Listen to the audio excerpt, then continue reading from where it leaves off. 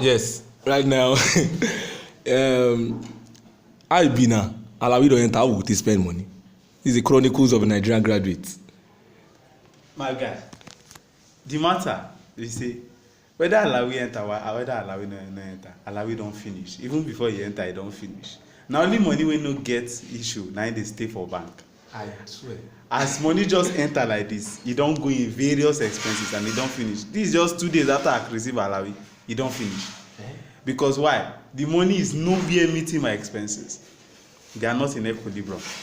You see, people just dey talk say when you go school finish, you come outside, you'll be able to live comfortably. As you say, the end product of every educator is to become a professor. But from one point of view, I ask myself, how many professors have jobs today in Nigeria? Are you serious? How many professors? No, seriously, how many professors have jobs today in Nigeria? Some of them are running from one helter-skelter to find what to eat. How many professors have their own houses today? There are some professors that cannot even buy a second-hand model of a Toyota Corolla. I'm telling you. That is worth 700,000 or 600,000. But they are professors. They are doctors. So what is the benefit of the knowledge they have? How are they using the knowledge? If a knowledge cannot give you what you need in life, you have a particular knowledge to invent, and you are not getting what that knowledge is supposed to give you. So what does that mean? How do we put that? The knowledge that they have, from our point of view, is to have papers in their coffers. To write papers. To have papers in their file and write thesis in order for them to be recognized in whatever organization they find themselves in. It is not adding any financial value to their pockets. Because you see a professor or a doctor who is teaching in a private polytechnic, and such a professor cannot rent a 3-bedroom flat. Are you kidding me? Are you not saying that that person is a professor in the Nigerian system? No. In the Nigerian system, you see a professor, normally we say a professor should have he should have his own house, should be riding 2 or 3 cars, then his children should be doing financially well. No, it's zero in Nigeria. How many professors' children are going outside the country to school? Zero. Rather, they are fighting 1 or 2 ways in order to see how they can enter into a polytechnic, an institute, or even a federal universities where the school fees are being, subsidized by the government. They cannot eat well. 3 square meals a day is nothing. Go and check their wives. What business are their wives doing? Some of them have shops. Some of them are selling wares, and the rest of them. Where is the Nigerian system going to? What is the future of those young Nigerians coming up, who are coming up to be graduates? Go to the NYSC concentration camps.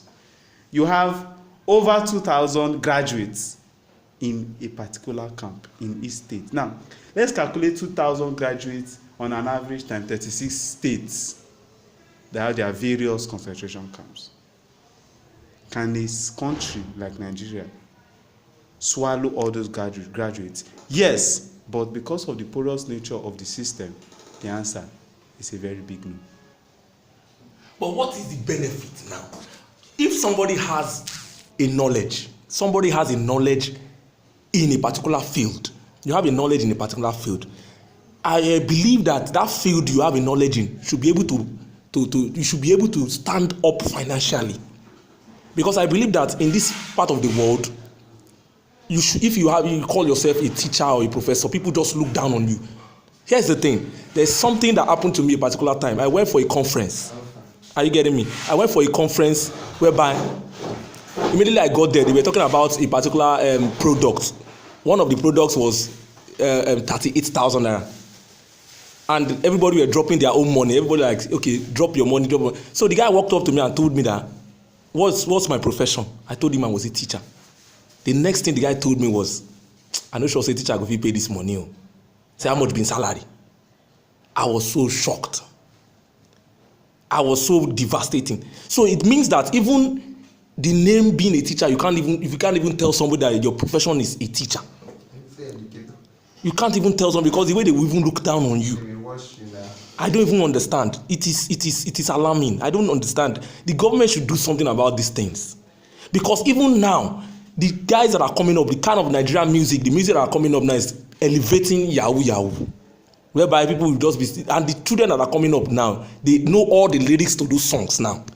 So in a way, we as the elderly ones now, in terms of we as their mentors, when they look up to us and they see that we don't even have a car. Okay, here's the thing. I went to teach a lesson, home lesson to be precise, and I snapped on my phone behind somebody's car or beside somebody's car, and the child picked up my phone and was like, "Sir, let me look at your phone," and all that, and he checked my phone, and he was asking me that, "Sir, do you have a car?" I couldn't say anything. I was just speechless. "Sir, do you have a car?" And here was Nigeria that people were talking about, say, okay, when you finish, the government will dash you car as a graduate. Now a graduate cannot even buy, some salaries of a graduate cannot even buy the tire, one tire of a second-hand vehicle. So what are we saying? What are we saying? Well, if I'm to make a little bit of comments on your first point regarding the knowledge in your field, let's take, for instance, a realistic point of view. 50% of graduates today who are working in an organization are not working in their field of study. Go to the banks, tell everybody to tender their certificates. You will not even find 5% or 10% who read something related to finance. For example, banking and finance, finance on its own, accounting. You won't find any of those persons. Rather, you will start seeing people who read Yoruba language, zoology, microbiologists, environmental scientists, architects, engineers, lawyers. They are working in the bank, in the financial sector, in the finance department, not in other departments, in the finance department. You see somebody who read medical biochemistry is working as a forensic accountant. How is that possible? Somebody who read engineering, that person is working as a customer care agent. What about those who went to school to read mass communication? Those people who went to read public administrators, those people who read sociologists, where will they work? Psychologists, where will they work? So when you talk about knowledge in your particular field, I think that knowledge is to educate you as an individual. First of all, to give you papers for your file inside your house. Then you just go to other ways to look for how you can end up becoming something to assist you and your family, not to assist the system of Nigeria.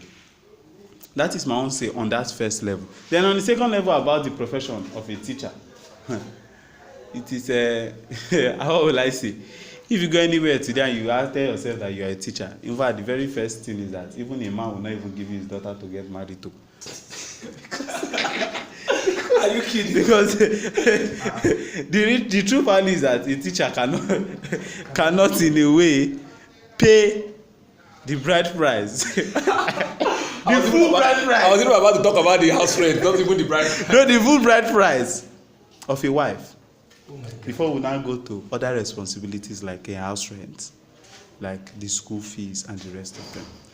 Except you are a relative few of those teachers that have a Cambridge A-level certifications that can earn like 120,000 naira each month, or 150,000 naira, or 200 and something thousand naira.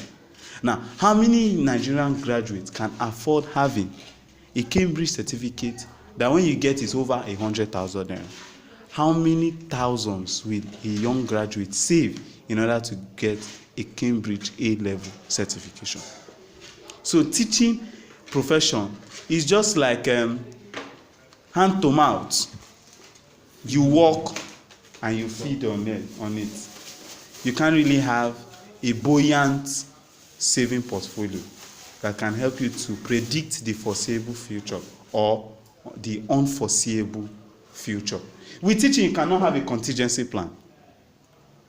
You can't have a contingency plan because as expenses come up, the money that you've kept to do something in the future you will take it and you do that thing. What you are planning towards to, you continue to shift it, you continue to shift it, you continue to shift it until you hit bar.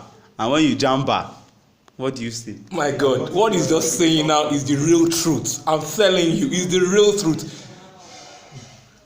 I don't have anything else to say.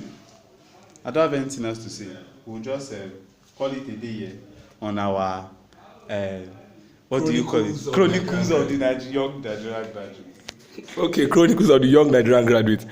You guys have heard it all. We'll continue from here next week.